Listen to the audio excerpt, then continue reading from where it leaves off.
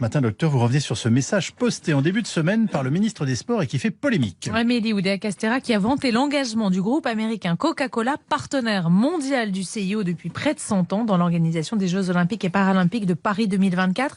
Ce sponsor, ce soutien, ça ne passe pas pour vous, docteur? Absolument pas, c'est vraiment scandaleux. Coca-Cola, partenaire des Jeux Olympiques et Paralympiques, c'est un peu comme si Marlboro sponsorisait la recherche dans le cancer du poumon ou Ricard pour les alcooliques anonymes. On envoie en fait un message catastrophique à la population générale en normalisant, en banalisant cette boisson qui est tout simplement dangereuse pour la santé. À cause du sucre ? Notamment, alors ça on le sait que le coca c'est sucré, mais à quel point? Dans un coca, vous avez 10 grammes de sucre pour 100 millilitres. Alors dit comme ça parle à personne.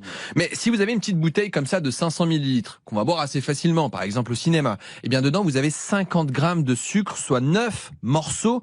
Et pour vous donner un élément de comparaison... 9 morceaux dans une petite bouteille. De 500 millilitres.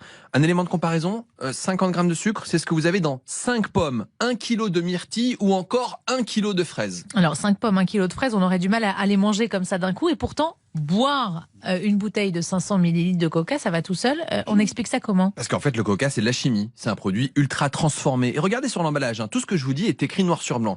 Il y a écrit « se boit très frais ». Pourquoi? Parce qu'en réalité, le froid va anesthésier vos papilles gustatives. Vous n'allez pas sentir la quantité de sucre que vous êtes en train d'ingérer. Et je vous mets au défi de boire un coca chaud. Ouais. C'est impossible, c'est écœurant, car votre organisme, il a compris que c'est beaucoup trop sucré. Donc le froid, c'est pour vous tromper. Et encore, on n'a pas encore parlé des colorants. Exactement, dans le coca, vous avez un colorant. C'est écrit noir sur blanc, Oui. le E150D.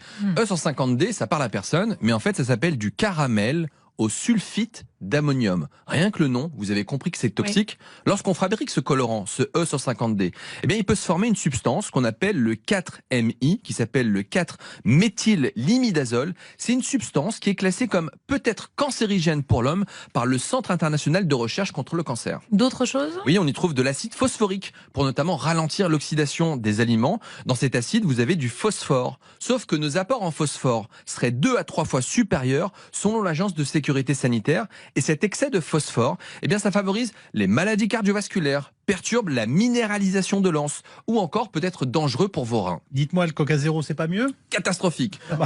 Il y a écrit, c'est noir sur blanc, de l'aspartame, de l'acésulfame K, qui sont des faux sucres, qui donnent le sucre sans les calories. Eh bien, ces faux sucres perturbent votre microbiote. Ça augmente le risque de devenir diabétique et ça ne permet pas de perdre du poids. Le Coca Light Zéro, ça ne sert à rien dans la perte de poids. Et puis, je vous rappelle que des chercheurs de l'INSERM ont montré que la consommation de ces édulcorants était associée à un risque accru de cancer, tout type confondu. Bon, si je comprends bien, on devrait en boire le moins possible. Oui, parce qu'en fait, on habitue nos papilles en permanence au sucre et ça entraîne une véritable addiction. Ça devient une drogue. Et puis, certains packagings sont absolument scandaleux, comme le format familial. J'ai été au supermarché et ça incite les familles à acheter du coca pour les enfants. Non, le coca, c'est pas pour la famille, c'est au mieux pour déboucher les toilettes, manger, bouger et jeter votre coca à la poubelle pour votre santé et celle de vos enfants. Et ben voilà, merci beaucoup, docteur Jimmy Les gens, ils ont vu acheter le coca. Ils ont dit, bah dis donc, Jimmy Mohamed, c'est pas brillant. Il boit du coca. Et c'est vrai que je me justifie au supermarché maintenant. Non, c'est vrai, c'est pour faire des vidéos. C'était pour une chronique, j'ai dit. Demain matin, 8h40, Jimmy.